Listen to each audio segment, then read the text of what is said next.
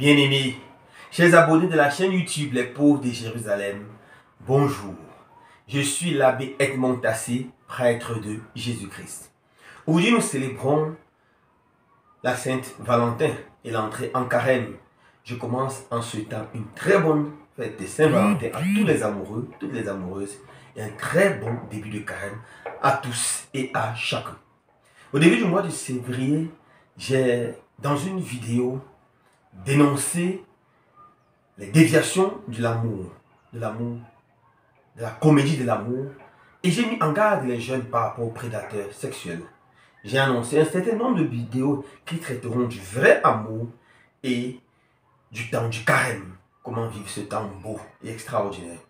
Aujourd'hui, nous allons aller avec la deuxième vidéo, et là, je vais parler spécialement de la Sainte Valentin, de ce monsieur qu'on appelle Saint Valentin, et dont la fête est célébrée le 14, et dont la fête est célébrée par tous les amoureux.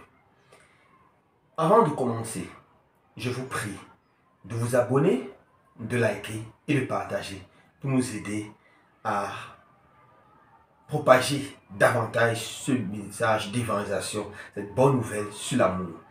Nous lançons avec la deuxième vidéo immédiatement après le générique. Merci.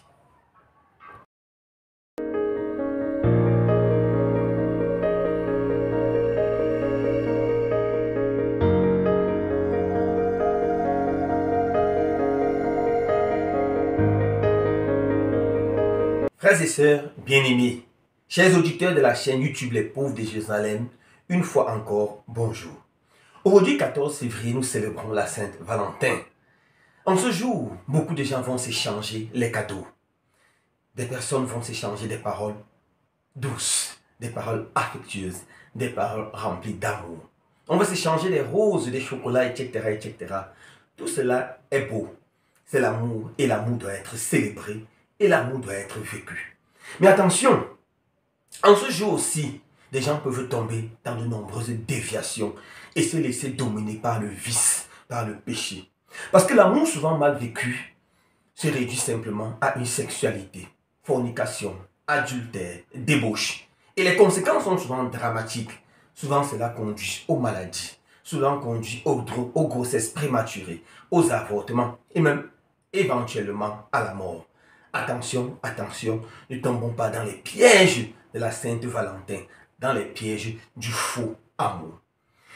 Pour bien vivre la Sainte Valentin, il est bon que nous comprenions l'origine de cette fête. Qui est Saint Valentin? Saint Valentin est un prêtre catholique qui a vécu dans les années 200. C'est un prêtre qui a vécu une période assez trouble. L'empereur romain avait interdit le mariage chrétien. Pourquoi il avait interdit le mariage chrétien? Parce que les chrétiens professaient un amour monogame entre un homme et une femme. Parce que les chrétiens professaient une fidélité jusqu'au bout, jusqu'à la mort. Et les Romains, en cette période-là, organisaient les orgies. Les orgies, ce sont des partous, en fait, des séances de fête où on finit dans les activités sexuelles échangistes entre hommes, femmes, plusieurs partenaires. Les Romains aimaient beaucoup ces genres de plaisir. Et les chrétiens refusaient cela radicalement et s'opposaient. Ils enseignaient le mariage chrétien. Ils enseignaient que la sexualité ne doit en aucun cas être banalisée. Voilà pourquoi l'empereur romain a interdit le mariage chrétien. Et Saint Valentin, qui était un prêtre catholique, a continué à célébrer les mariages chrétiens de façon clandestine. Lui disait, on n'a pas le droit d'interdire l'amour. Dieu est amour. Comme Saint Jean nous le dit dans 1 Jean, verset 4, verset 7. Deus caritas est. Et l'amour vient de Dieu. Alors l'amour, tel que l'Église l'enseigne, ne doit pas être interdit. Et continue à célébrer. Alors il a été éventuellement dénoncé par des ennemis et des détracteurs, arrêté, jeté en prison, torturé grandement, et il a été finalement exécuté. Il est mort.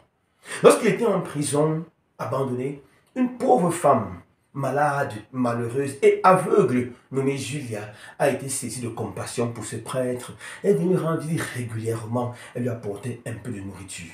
Après sa mort, cette femme, Julia, est venue regarder sa prison, et là, elle est venue le rencontrer, et lorsqu'elle a lancé le regard, elle s'est rendue compte qu'elle voyait la prison. Le Seigneur l'avait guérie de sa cécité. guérie de ce problème des yeux, elle a commencé à voir. Elle allait voir où on avait enterré ce prêtre Valentin et elle a planté là-bas une rose. Et depuis ce jour, la rose est devenue le symbole de l'amour. Alors, ça c'était dans les années 207 qu'il est décédé. En 1496, le pape Alexandre VI a fait de lui le saint patron de tous les amoureux. Et depuis ce temps, la Saint-Valentin est célébrée comme la fête des amoureux. Voilà l'histoire de ce Saint Valentin. Dans l'histoire de ce saint prêtre, on se rend bien compte qu'il est mort pour le vrai amour, l'amour chrétien, l'amour entre un homme et une femme dans le mariage. Alors, la Saint-Valentin a progressivement viré de sens. Elle qui était une fête chrétienne est devenue une fête païenne, une fête populaire, et les commerçants ont récupéré cette fête pour faire leur business, pour vendre et enseigner la comédie et le faux amour. Et même le New Age, le nouvel âge, a récupéré cette fête pour profiter, pour banaliser l'amour.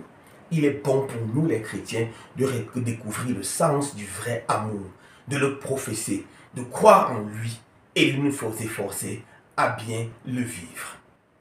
Mes frères et sœurs bien-aimés, nous avons vu que Saint Valentin, c'est celui-là qui est mort pour le vrai amour.